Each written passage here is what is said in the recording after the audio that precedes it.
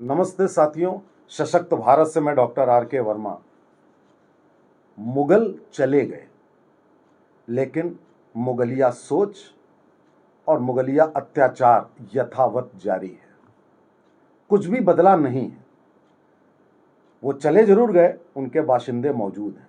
कौन बाशिंदे? जो कुछ पीढ़ियों पहले इस देश के हिंदू थे, विशुद्ध भारतीय थे। उनके नाम विदेशी हो गए, उनका धर्म विदेशी हो गया, उनकी सोच, परंपराएं, सब कुछ विदेशी हो गया। मैं ऐसा क्यों कह रहा हूं?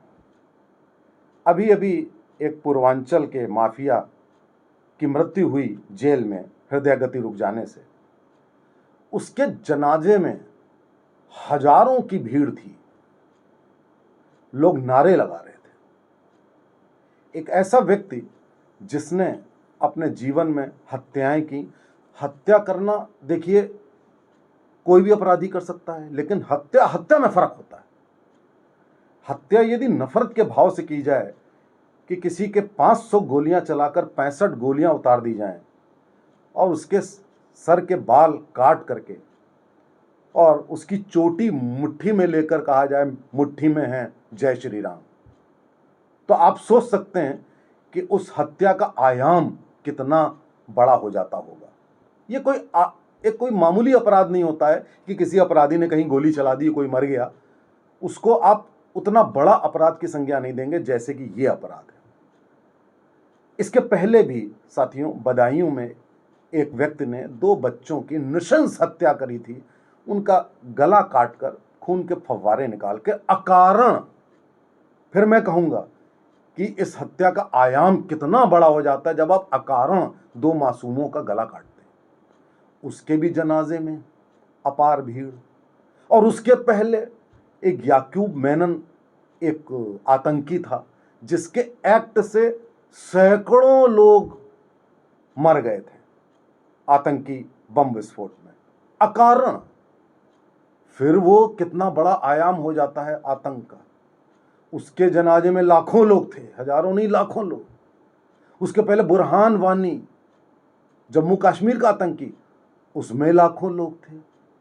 आप सोचिए कि इस देश में क्या हो रहा है। इस देश में आतंकियों, निर्मम हत्यारों से जो सहानुभूति और उनको शहीद बताने का और उनको मसीहा बताने का जो प्रचलन चला है, तो ये क्या प्रचलन, ये मुगलिया अत्याचार का प्रतीक नहीं है क्या? औरंगजेब, टीपू सुल्तान कुछ और करते थे क्या?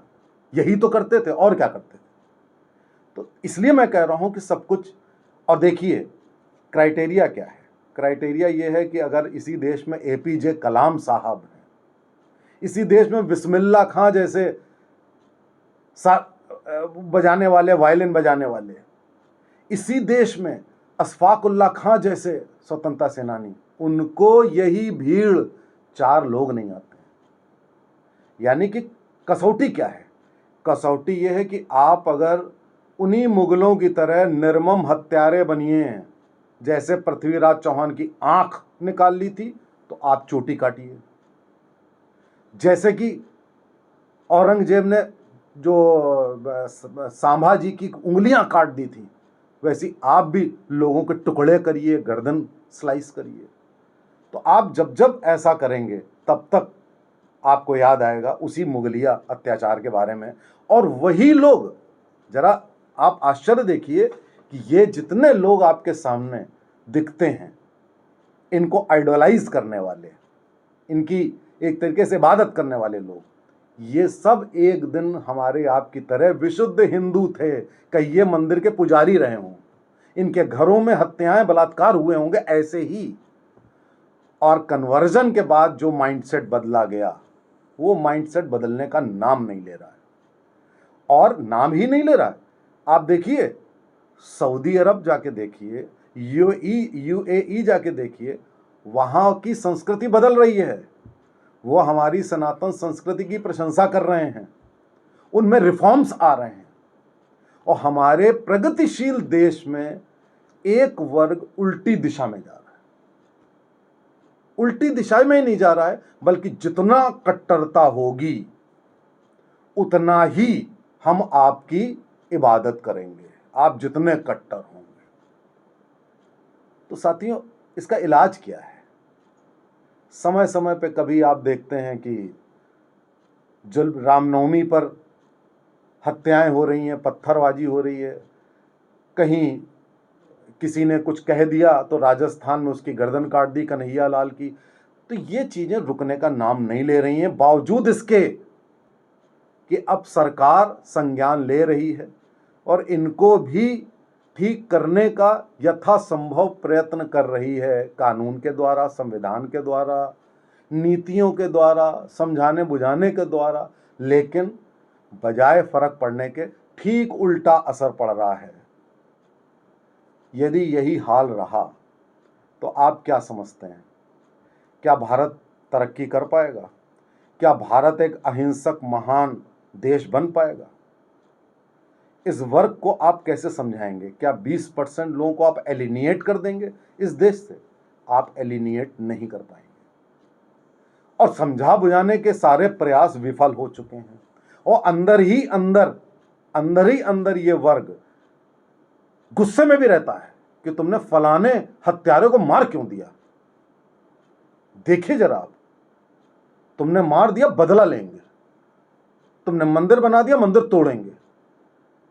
अब आप देखिए कि आप हेल्पलेस हैं। केवल एक ही उपाय है कि हम आप राष्ट्रवादी सरकार बनने का ही संकल्प लें, उन्हीं को सत्ता पर काबिज रहने दें। हमें सबको समान रूप से ट्रीट करना है, देश में एक समानता का माहौल लाना है, सबका एक समान विकास करना है, सबको अहिंसक और सत्य के रास्ते पर लाना है। इसको वो सरकारें नहीं कर पाएंगी जो राम भक्तों पे गोलियां चलाती थी इनको खुश करने के लिए, जो आतंकियों को छुड़वाती थी हाई कोर्ट से इनके वोट लेने के लिए। अगर आप उन शक्तियों को आगे करेंगे तो कभी भी ये समस्या हल नहीं होगी।